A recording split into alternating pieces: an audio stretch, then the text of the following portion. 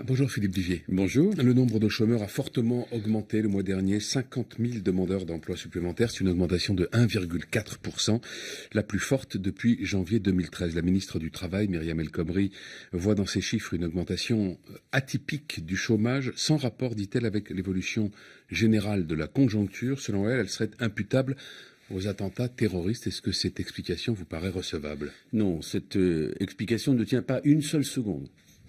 Le bilan des Pour le tourisme, les attentats ont eu un effet. Il y a eu un peu de moins de tourisme, mais attendez, 50 000 chômeurs en plus. Lorsque le mois dernier, il y avait une légère baisse, ça y est, tout va bien. Vous voyez, les effets positifs de notre politique, on est en train de les voir. Non, simplement un chiffre.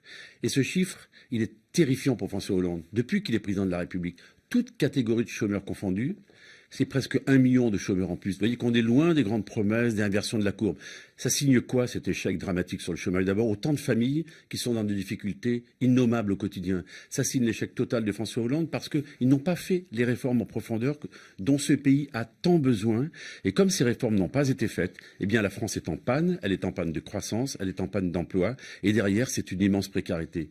Vous savez, ce président de la République qui nous dit... Il y a pourtant des choses qui ont été faites pour aider les entreprises, notamment. Mais et le MEDEF s'en était même félicité à un moment. Le MEDEF s'est félicité, oui, mais on voit bien que ce n'était pas le chemin qu'il fallait emprunter. Ils ont mis en place, vous savez, ce fameux CICE, là, qui est le crédit d'impôt, compétitivité, emploi, dont il s'avère totalement insuffisant. Il y avait un bel outil qui avait été mis en place sous le quinquennat précédent pour améliorer la compétitivité. C'était cette fameuse TVA compétitivité. Deuxièmement, le problème du Code du travail. Ce naufrage gouvernemental sur cette loi El Khomri. Vous voyez bien, le front syndical est coupé en deux. La gauche est coupée en deux. Le dialogue social est à l'arrêt dans ce pays et ça ne va pas mieux pour les entreprises. Donc, franchement, ce pays est abîmé et surtout cette précarité qui a progressé. Est-ce que vous pensez que François Hollande va tenir son engagement de ne pas se présenter s'il n'inverse pas la courbe du chômage? Vous savez, il a épié 60 propositions. Donc 60 promesses, il n'a pas tenu le tiers de ses promesses. Comme lui, il n'y a qu'une chose qui l'obsède. Est-ce que oui ou non, il va se représenter? On sait très bien qu'il a envie de se représenter. Il fait tout pour. Il est en campagne, d'après vous? Mais il est en campagne tous les jours. Une dizaine de discours prévus au cours de cette semaine. Et moi, je n'ai pas oublié ce qu'il disait à l'époque en 2011 lorsqu'il critiquait Nicolas Sarkozy et qui était également en campagne.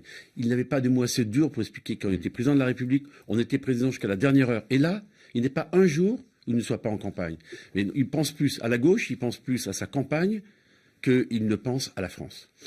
Alors hier, il était à Calais et il a confirmé sa décision de démanteler complètement et définitivement, a-t-il dit, la jungle de Calais, où vivent entre 7 000 et 10 000 migrants. Le plan du gouvernement prévoit de les répartir dans des centres d'accueil sur l'ensemble du territoire. Certains responsables d'exécutifs locaux ont dit qu'ils n'en voulaient pas, par exemple Laurent Wauquiez en Auvergne. Est-ce que cela doit, selon vous, se faire sur la base stricte du volontariat?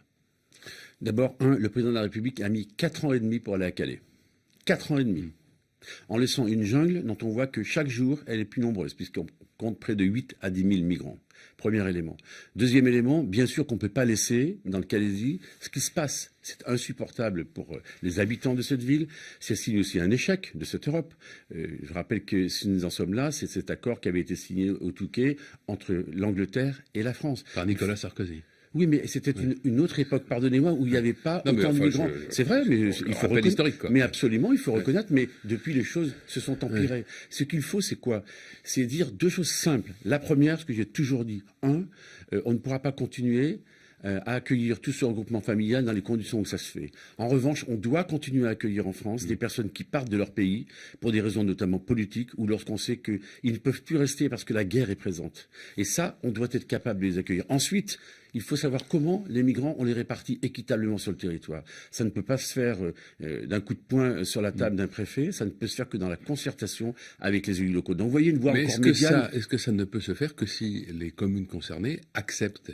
Ou est-ce qu'on doit pouvoir éventuellement l'imposer sur certains territoires? Non, moi je ne suis pas favorable à ce qu'on impose les choses. Vous savez, dans ce pays abîmé, couturé, dans ce pays où le dialogue est difficile, il faut aussi trouver des hommes et des femmes, des élus qui sont capables d'accompagner. Mais il s'agit bien aussi d'encadrer les choses. Je dis bien encadrer les choses. La France ne peut pas accueillir des centaines de milliers de migrants. C'est impossible. Impossible. On peut se raconter n'importe quelle histoire, on ne peut pas le faire. En revanche, on a une exigence que ça est de montrer que nous sommes aussi humanistes pour ceux qui, comme je l'ai dit tout à l'heure, partent leur pays parce qu'ils sont chassés, tout simplement, ou partent leur pays parce qu'ils sont en guerre. Quel rôle vont jouer les centristes dans l'élection présidentielle? J'ai l'impression que vous-même, pour l'instant, vous avez un peu de mal à le savoir, en fait. Moi, je sais parfaitement. Oui, vous, mais enfin, je parle des centristes en général. C'est pas très clair. Chacun va soutenir son candidat chez les Républicains. Pour l'instant, les centristes n'ont pas leur candidat propre. Comment vous voyez les choses, vous? Moi, je regrette que l'UDI n'ait pas de candidat à l'élection présidentielle. Je dis toujours, on avait Borloo, mais il n'a pas souhaité continuer. Donc, c'est ainsi, il faut le respecter. Il n'était pas remplaçable. Comment? Il n'était pas remplaçable. Il n'y avait pas chez vous quelqu'un qui... Absolument. Personne n'a émergé qui soit en capacité à avoir le rayonnement, l'influence qu'avait Jean-Louis Borloo. La deuxième chose, bien sûr que les centristes doivent participer à la primaire. Vous savez, j'ai été une des premières voix à le dire en tant que président de groupe. Comment voulez-vous qu'il y ait une élection présidentielle qui se passe où nous soyons uniquement des spectateurs? L'électorat central, l'électorat du centre, il a des choses à dire, il a des messages à faire passer sur le plan économique, comme vous disiez tout à l'heure, sur le plan de l'immigration, sur le plan de l'éducation. Et donc, il faut absolument que les militants, les sympathisants, tous ceux qui se retrouvent dans nos valeurs, aillent voter, bien sûr, pour ces primaires, la droite et du centre. Moi, je me déterminerai au mois d'octobre.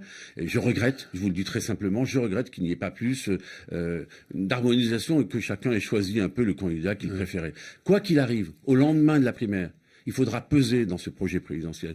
Quoi qu'il arrive, il faudra peser dans un programme gouvernemental. Quoi qu'il arrive, il faudra peser à l'Assemblée dans un groupe parlementaire plus large, avec une recomposition politique que j'appelle de mes voeux, mais au lendemain de la présidentielle. Ça n'est pas maintenant qu'on peut la faire. C'est au lendemain, assez large. Jean-Christophe Lagarde s'en est pris à Nicolas Sarkozy à propos de sa phrase sur les Gaulois, nos ancêtres, les Gaulois.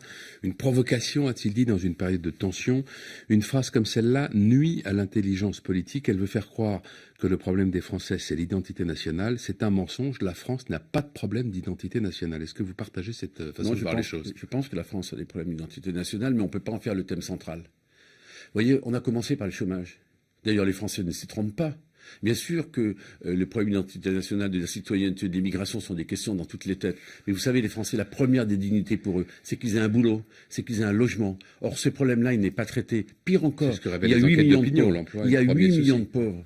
Il y a le problème européen. Quand est-ce qu'on va être capable de bâtir une Europe qui sera mieux d'Europe et non justement ce que l'on voit à l'heure actuelle, qui chaque jour divise un peu plus les Européens entre eux. Alors Nicolas Sarkozy hier a dit la chose suivante, il veut mettre en place la politique d'assimilation plutôt que celle d'intégration qui selon lui n'a pas marché. On ne peut pas, a-t-il dit en référence à l'étude de l'Institut Montaigne, on ne peut pas garder en France 29% d'une communauté qui se trouve tenté par la charia. Qu'est-ce que vous inspire ce propos? Est-ce que vous le trouvez juste ou est-ce que vous dites qu'il est à nouveau dans une forme de transe? Moi, ce que j'ai dit, qui est assez simple, d'ailleurs 70% des musulmans se sentent bien déjà en France. Peut-être aussi qu'on parle, vous voyez, des choses positives.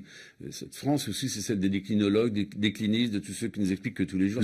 L'enquête, c'est 46% qui sont parfaitement bien, 25% qui sont sur une forme de repli identitaire et 28% qui sont dans un rejet des valeurs de la République. Ce qui n'est pas acceptable, je vous dis des choses très clairement, c'est que lorsqu'on va dans un pays, on n'en accepte pas les valeurs, on n'en accepte pas la laïcité. Mais quand on va dans un pays, vous parlez de certains qui sont dans ce pays, qui y sont nés, dont les parents sont nés ici aussi. Il n'y a pas de place pour l'intégrisme, d'où qu'il vienne, où qu'il soit. Voilà. Il faut comprendre. Moi, je suis favorable parce qu'on a la capacité en France d'avoir les musulmans de France. Il faut être capable de comprendre qu'ils doivent respecter ces valeurs de la République qui nous unissent, que ce pays a été touché au cœur, que ce pays, il doit fonctionner dans une sorte de concorde. Donc oui, à ce que chacun puisse exprimer sa religion, mais le vivre ensemble doit l'emporter. Et il n'y a pas de place pour tout intégrisme, d'où qu'il soit, tout extrémisme, d'où qu'il soit. Ça, ce n'est pas supportable. Vous savez, je vous rappelle une chose. Sur la déchéance de nationalité, j'avais été favorable à des chances pour tous. J'avais été favorable à ce que ceux qui aillent faire le djihad ne puissent pas rentrer. Parce qu'il fallait des symboles très forts. Être français, ça signifie des droits, ça signifie des devoirs, ça signifie qu'on ne peut pas imposer à l'autre sa façon de voir. Merci Philippe Vigier. Bonne journée.